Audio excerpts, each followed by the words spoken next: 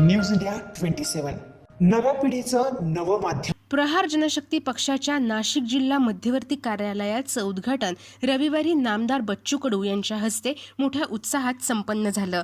नाशिकमधील मखमलाबाद रोड क्रांतीनगर या ठिकाणी या प्रहार जनशक्ती कार्यालयाचं उद्घाटन नामदार बच्चू कडू यांनी फीत कापून केलं। तसंच छत्रपती शिवाजी महाराज यांच्या पुतळ्यास पुष्पहार अर्पण करून अभिवादन करण्यात आलं। मला अतिशय आनंद आहे। खरं तर कार्यालयामध्ये लय आहे आणि लोकांच्यामध्ये लय आला पाहिजे। त्यांच्या जीवनामधल्या सगळ्या अडचणी, तुमचे काही दुःख असेल, वेदना असेल, या कार्यालयातून सुटल्या पाहिजे। जेव्हा शासकीय कार्यालय हे मुजर होता तेव्हा प्रहारचं कार्यालय त्याच्यावर शिरजोड झालं पाहिजे, याच्यासाठी हे कार्यालय आहे।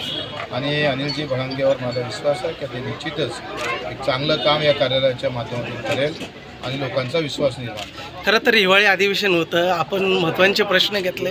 काय सांगाल? सरकारमध्ये संभ्रम निर्माण आहे, वाद एकमेकावर आरोप होत आहे, विकास नाही होत आहे, मात्र ड्रग्सच्या संदर्भात आरोप होत आहे। काय सांगाल? आरोप नका दाखवत, जो चांगले कामं दाखवणं सुरू करा। बरं, आपल्याच माध्यमातून एक चांगलं काम दाखवते। दिव्यांग फाउंडेशन आहे, मी मागे विधानसभेत आपली एक मुलाखत घेतली, निरंजन फाउंडेशन म्हणून। त्यांचं खूप चांगलं काम आहे की जे दिव्यांग मुले ते फक्त 20 ते 25 वर्षापर्यंत त्यांचा सांभाळ होतं, पण ते आयुष्यभर असते। शासन निर्णय घेतलेला आहे, मीटिंगही झाली आणि जे जिवंत असेपर्यंत त्यांना आपण सगळं ठेवणार। आता लगेच शासन निर्णय घेतला।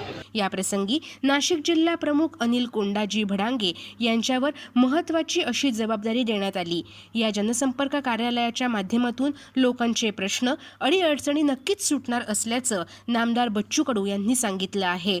नाशिक जिल्हा प्रमुख आणि कोंडाजी भडांगे हे ही जबाबदारी उत्तमरित्या पार पाडतील असा विश्वास नामदार बच्चू कडू यांनी व्यक्त केला। या कार्यालयाच्या माध्यमातून गोरगरीब तसंच गरजूंना न्याय मिळणार असल्याचं नाशिक जिल्हा प्रमुख अनिल भडांगे यांनी सांगितलं। या कार्यक्रमाप्रसंगी जिल्हा प्रमुख अनिल भडांगे, नामदार बच्चू कडू, सामाजिक कार्यकर्ता भावी आमदार स्मिता बोडके तसंच असंख्य कार्यकर्ते पदाधिकारी मोठ्या संख्येने उपस्थित होते। Hemant Kalmik, news India 27 Marathi, Nashik.